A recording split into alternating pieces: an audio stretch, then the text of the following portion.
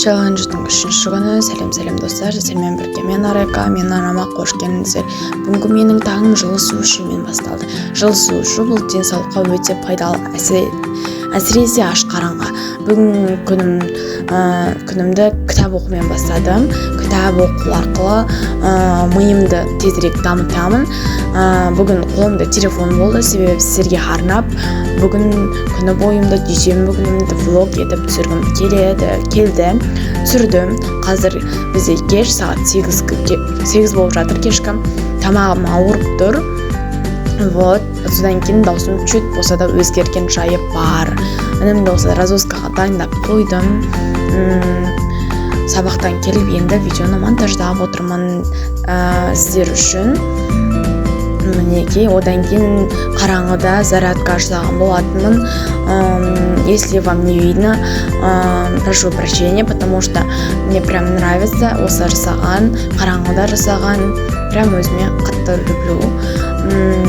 Одан кейін жылы су ішу үшін чайнек қойып қойдым. Жылы су ішіп, чайдың орнына жылы су ішемін дедім. Одан кейін сөмкемді, блокноттарымды соларды әкеліп қойдым, чтобы отыру үшін. Одан кейін қараңғыда кітап оқиын деп ойлағам, сөйтсем шынымен тупой болып оқи алмайды екенмін. Одан кейін ініме айтып сөйтіп қосқыздым. Одан кейін отырып көксерек кітабымның ары қарай оқуға көштім. Бұйыртса 1-2 күннің ішінде кітабымды аяқтап қалатын боламын. Көксерек кітабымның біраз бетіне келіп қалды. Менің арнама тіркеліп, лайк басуды, комментарияға өз ойларыңызды жазуды ұмытпаңыздар. Одан кейін далаға шықтым. Далада прям погода күшті болып тұр. Может быть, осыдан менің тамағым ауырып тұр. Өйткені таңертең мен тамағым ауырмаған болатын. Күннің суықтығына байланысты колпашоне киіп алған болатынмын. Бір спортивкамен далаға шығып кеткен жайым бар еді. Одан кейін фруктовый салат па бір нәрсе жасағым келіп, осылайынан өзіме арнап перекус жасадым. Банан, мандарин, құрма, алма, осыларды тазалап, турап, тарелкаға салып, блокнот отырған кезде жеу үшін жасадым. Бұл жерде тез жасап тастауға кірістім. Әдетте мен сағат 9-ға дейін ұйықтаушы едім, бірақ бүгін ұйықтамадым.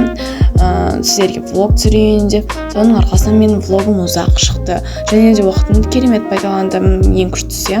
Одан кейін тағы да жылы су ішіп алдым. Жылы суға енді денем толды енді ше. Сонда да тамам ауырып, почему-то не понимаю. Потом шүкіршілік жаздым. Байқасаңыздар, сіздерге арнап терминдармен түсіндірме жүргізген болатынмын. Тоқтатып, стопқа қойып, көріп терминді оқып алсаңыздар болады. Осылай перекуспен шүкіршілігімді жазып аяқтап тастадым. Егер де қызық болса, комментарияға жазып кетіңіздер, шүкіршілікті қалай жазатынымды көрсететін боламын. План за день жасадым кішкентай блокнотыма. Бүгінгі күнге арнап, оны жоспар құрған болатынмын. Өкінішке орай бір тапсырмам орындалмады. Көңіл күйімнің болмауына байланысты ма, әлде еншектік ұстағанына байланысты ма, уборка жасаған жоқпын. Одан кейін отырып осылайынан бағанағы фруктовый салатымды дейін ба, не дейін, фруктыларымды жеп алдым. Прям күшті болды. Осылайынан птичка арқылы жасап шықтым. Уборка жасаман, и здесь 9 из 10 болып қалды, как всегда. Обязательно минус тұру керек. Бұл жерде мен үшеуін жасаған болатынмын. Одан кейін армандарым жазуға отырдым. Армандарымды, мақсаттарымды осылай күнделікке түсіремін. Күнделігімді түсіріп, содан кейін уже үй жұмыстарына бастадым. Машинаға кір қостым. Одан кейін ары қарай тағы да армандарымды жазуға кірістім. Блокноттарымды толтырдым. И вам покажу, что я сделаю.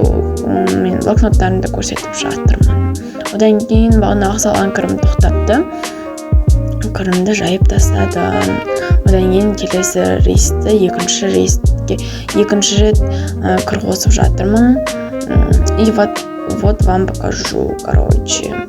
Даже музыка звук болу керек болған, но не звучный болмай қалды. Одан кейін осайынан ыдыстарды жууға кірістім. Памятым толып өшіріп тастадым. Ыдыс-аяқтарын бәрін жинастырып қойдым. Одан кейін мынанша ыдыс болды. Переход деп переход жасап тастадым. Одан кейін мына жерде сабақ оқуға отырдым. Сабақ оқу бүгінгі план бойынша нет, но все равно это нам нужен самая важная привычка бұл мендегі. Содан кейін кино көріп отырып осайынан сабақ оқып тастаған әдетім бар еді. Вот, бүгінгі күнім прям өзіме ұнап жатыр. Әрі қарай көре беріңдер, біткен жоқ влогым әлі. И потом, прям сегодняшнее настроение было у меня все очень классно. Потом осы тарықтарымды алдым. Потом осайынан шашымды тез жинап тастап қойдым. Шашымды жинап, короче, бүгін шашым бірінші күні осы объемды болып тұрады. Сол үшін косичка жасай салдым. Бір косичка жасай салдым. Өре салдым шашымды. Вот, короче.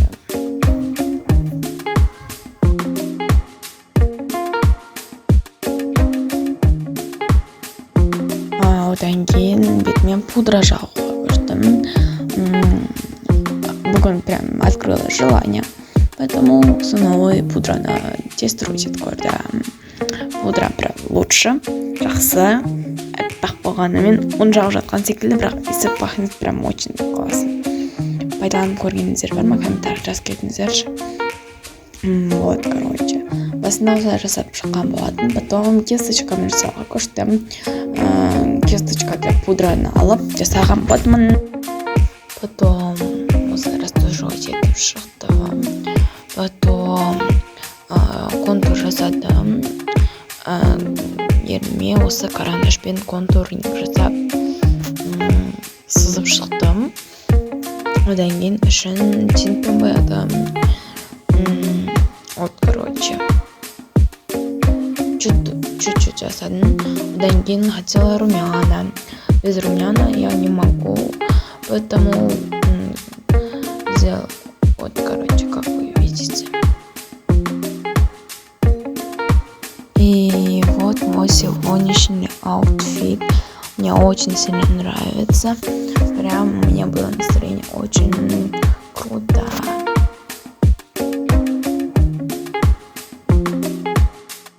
Потом уже поменяемся.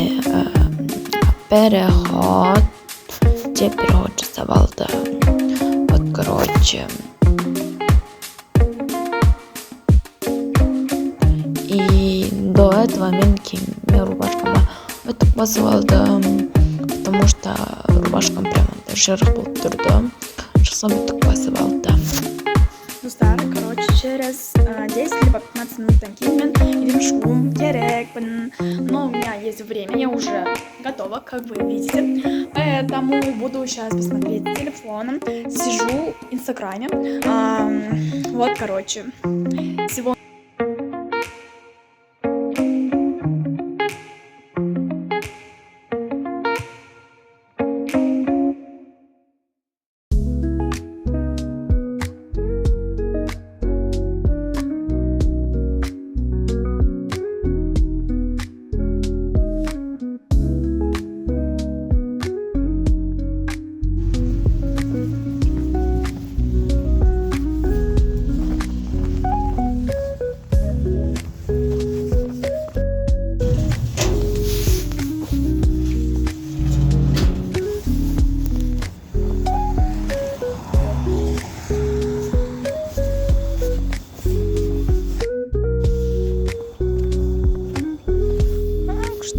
Погода бірақ көктем болып жатыр оны жақ.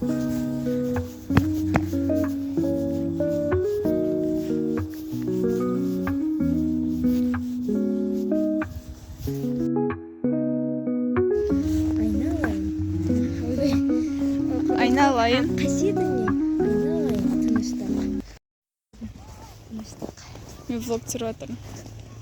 Привет!